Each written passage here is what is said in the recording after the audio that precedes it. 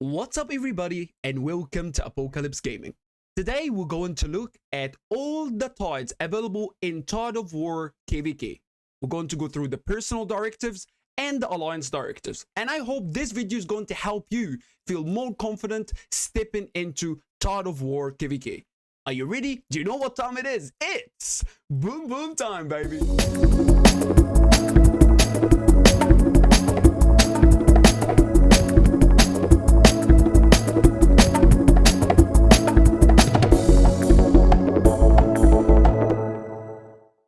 Welcome everyone. The first tide we're going to look at is the Tide of Peace. And the Tide of Peace has two different directives: Alliance Directive and Personal Directive. Let's look at the Alliance Directive. The Alliance Directive can only be activated by a rank 4 or rank 5 in your alliance. Let's look at the Lightning Strike. Lightning Strike sees when rally attacking a barbarian fort or a barbarian occupied holy site or pass, the rally prep time can be reduced to 1 minute. So pretty much like playing Ark. When you launch a rally in Ark, it takes about 1 minute or just over 1 minute to prepare. And in this tide, it's exactly the same. So it's pretty fast paced to do rallies. You don't get anything out of that one than the speed. When we go to the second one, which is quite critical directive, is the double time. Whenever an alliance member take part in the destruction of barbarian fort, that member troops all gain 0.2% march speed up to 5% per tide. And when that tide is activated, everyone in the alliance must be online. Why? Because you're going to earn 5% total march speed to all your marches in the Lost Kingdom if you defeated 25 forts. Yes, that's correct. 25 forts. The duration is 3 hours and there is no cooldown. Once it's used, it's gone. So you cannot miss this directive. And now when we look at the personal directive, these directives are available for you to pick as an individual player. We have 4 different directives to pick between. The first one is adds 1 Bastion quest per day, so total of 4 extra Bastion because every tide lasts for 4 days.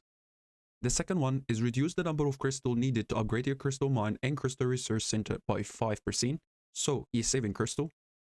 The third one is increase action point recovery speed by 20%.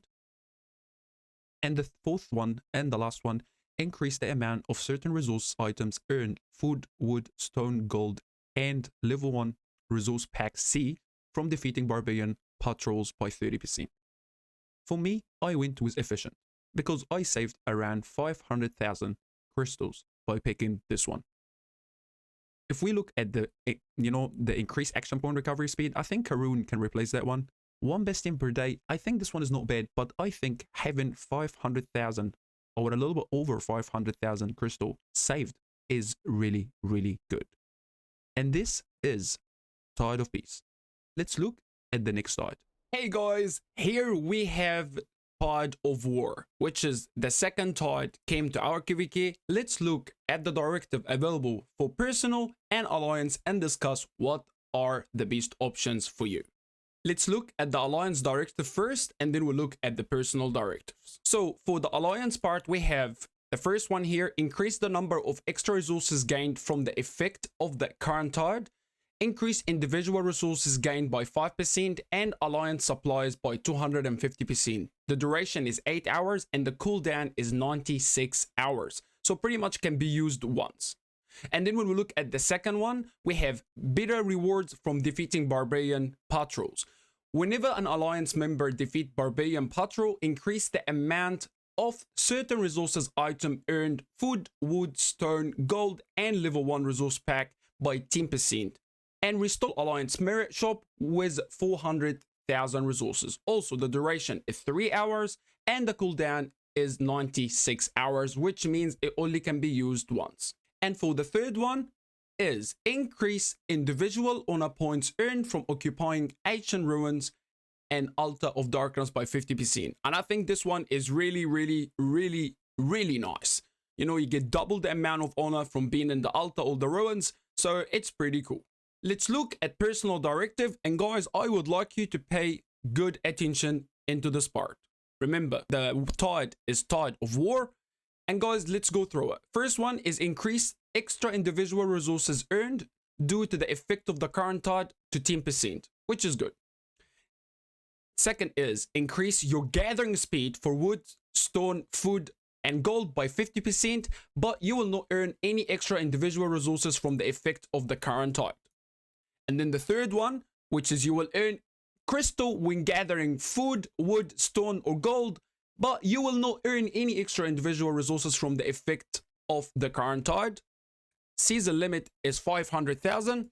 And then we have the last one, which is pro bono. You will earn extra honor points when gathering food, wood, stone, and gold, but you will not earn any extra individual resources from the effect of the current tide. Season limit 10,000. And guys, let me get into this a little bit more deeper. As you see, I have went with refining process, and let me tell you something, I really regret it, and please don't do my mistakes. And I'm going to explain to you why, and feel free in the comments to go back and forward with me and argue this point if you would like, but I'm gonna be straightforward with you. It's great to get 500,000 crystals for free by only doing the normal, which is gathering, but there is a serious issue with how you earn these crystals. It's now 2 days of the tide, and I'm only at 117,000. You're gonna tell me, Apple, the problem is not the tide or the directive. The problem is you. You're not a good gatherer, or you're not a good farmer. Well, let me explain to you why I think that this one is not really a great choice. When we go look at the resource gathered, I'm going to show you why I think it is not a great option for you. The crystal you earn are random. Yes, I mean it. It's random. Let me give you a prime example here. When we look at level 7 cropland, I have earned 2,163 crystals. But when I also gathered level 7 cropland, I earned 4,000. It doesn't make sense. It's really random. And look at this one. When I gathered 1.5 million gold, I earned 1,959. But also down here, when I gathered 1,547,000, pretty much the same, I earned 4,131. Guys, it's random. It is not a certain amount. People say, no, you need to gather level 7, level 8, level 9. It does not matter. And look at this. Level 6 node give me 4,000 crystals, and level 7 node give me 3,900. That does not make sense. I don't think this is possible. So I personally, guys, do not recommend this one because it's a lot of randomizing the reward for the crystal. I don't think this is right. I don't think it's fair.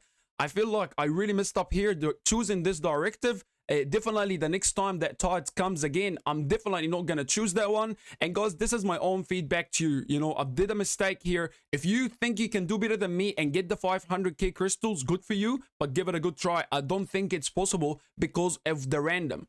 It's really random. And the best, like, really, you can see it so clearly that it's super random.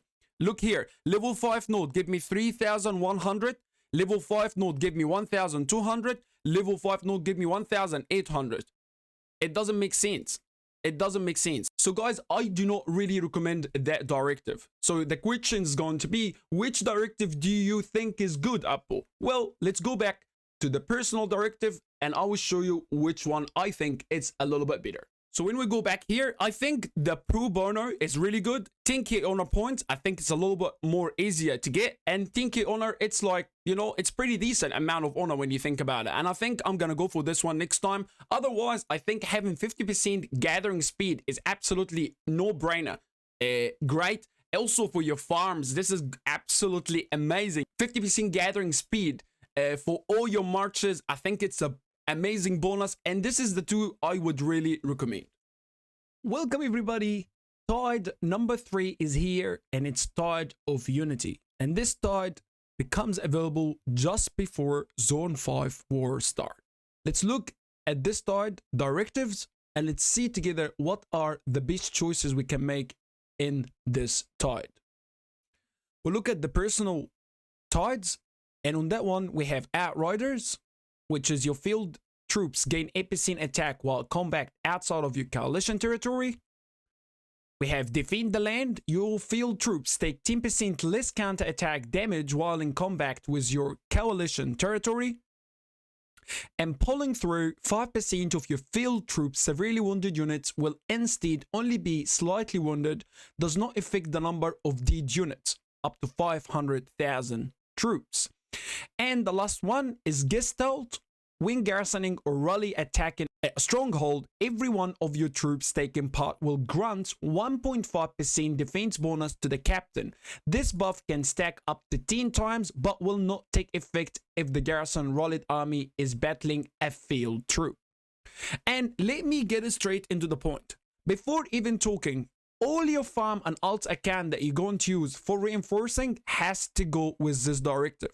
This is not optional. All your farms alt has to go with this directive.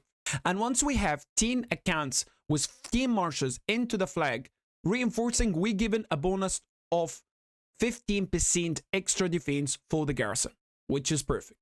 And let's go to these two, Outriders and Defend Lane. I think these two are the most important ones.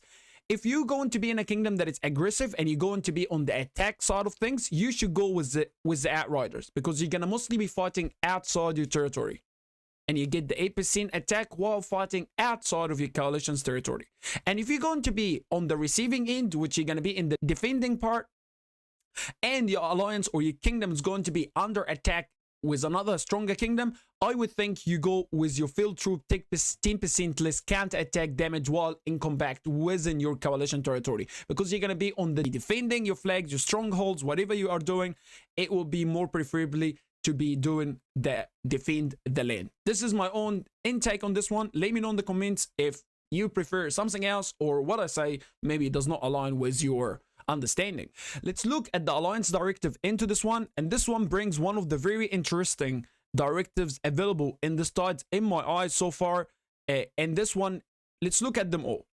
Standing tall, increase the building durability recovery speed by 100%. This directive does not affect the burning buildings, so it makes your durability 100%, and it clearly says does not affect the burning building. So you have to do it most likely when you're repairing or when you don't have a burning fort or flag.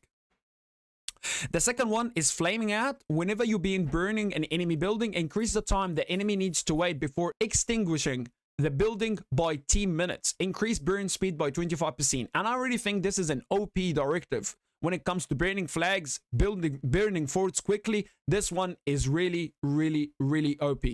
And then last but not least, which is amazing directive for this tide, is increase Alliance Fortress construction speed by 200%. Yes, Alliance Fortress only, not flags. Fortress construction speed by 200%. And guys, let me put it that way. If the fortress needs 2 hours to build, it will only need 1 hour to build. It was very OP in our Zone 5 opening. We were able to build in 1 hour. All our forts, or mostly all of our forts, we were able to take control of the field very quickly. These are the directives for the third tide, which is the Tide of Unity. Let me know what you think about this tide, and let's have a look at tide number 4. Hey guys, and here is tide number 4, which is Tide of Steel, which is going to be the last tide we're going to look at. Let's look at it. The first thing we see here, it says when fighting troops from other camp during this tide, for every 1 million kill points you earn, your troops will gain 0.1% attack. This attack bonus lasts until the end of the season. The max attack bonus you can get during each tide of steel is shown below. So it says here, in the first tide you can earn 5, in the second tide you can earn 10%, and in the third tide you're going to earn 15%. Let's look at the personal directive, and then we're going to go back to this and talk a little bit more.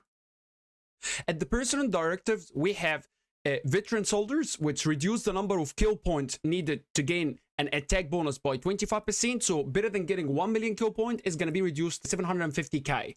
So this is what this tide does. It makes it easier to gain the attack bonus that's available in that tide. Number 2, make shift splints.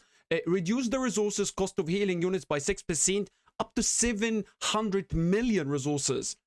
That sounds pretty good.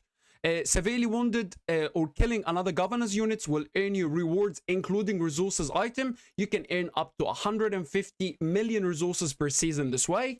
And the last one is severely wounded or killing another governor's unit will earn you extra resources. Resources earned in this way will be mailed to you in an installment over course of the season, 5 million per day. Let me just explain something here. I at the moment not sure if I'm going to have war, so I'm put in a bit of an awkward situation. So I was scratching my head what I'm going to do. At the moment I don't think I'll be able to gain this attack. I was worried about it. I started speaking to people that played Tide of War before, and they told me a couple of very good things. Let me go first to the first part. If you did not have war in the first tide and you did not get the 5%, on the next time that tide come up, you can earn up to 10%. And if you also failed to get that, on the third time that tide is here, you're going to be able to earn up to 15%. So if you didn't have any war like me in my situation in my KvK in the first tide, don't really worry too much about it, okay? So if you have war, I would highly recommend that one. Makes it easier to get the attack bonus and you can get into it. But the other thing is I really like reduces the resources of the cost of the healing unit by 6%. I'm doing a lot of chaining and this one seemed to be the most suitable one for me. So this is where, you know, I think the good ones. 700 million resources saved is a big number and I think it's going to be a great bonus going forward into KvK. The other two are not bad, but I'm not 100% sure about them. You know, this one offers 700 million resources to be saved, and this one offers 150 million. So I prefer to take the healing. I fight a lot when it comes to fighting, so it's going to be very beneficial for me to use the, you know, discount on healing.